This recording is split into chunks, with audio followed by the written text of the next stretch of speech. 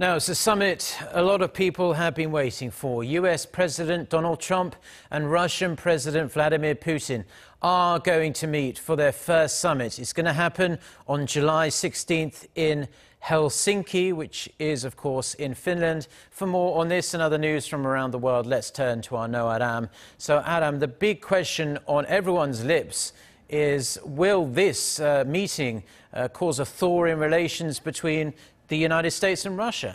Well, Margaret, it's hard to tell at the moment, but it is a first step towards reaching that goal. It will all come down to what is discussed between the two leaders and if any concrete results come out of their talks. The date and location were announced simultaneously by the White House and the Kremlin on Thursday. The White House said in its statement that the two leaders will discuss relations between the two nations and a range of national security issues. The Kremlin issued a similar statement. It remains to be seen whether or not contentious issues such as alleged Russian election meddling will be touched upon.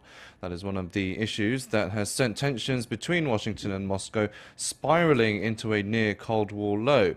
Helsinki, the venue for the summit, as it turns out, is famed for its Cold War diplomacy.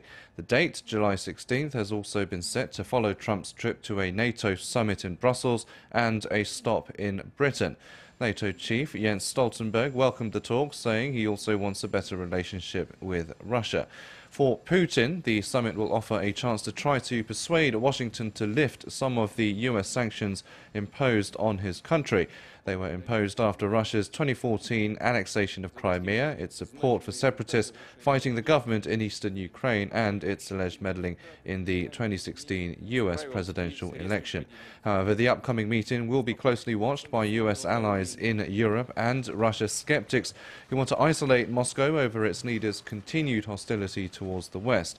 They are also concerned that Trump is being a bit too friendly with Putin. The pair have met before on the sidelines of international gatherings and spoken on the phone at least 8 times.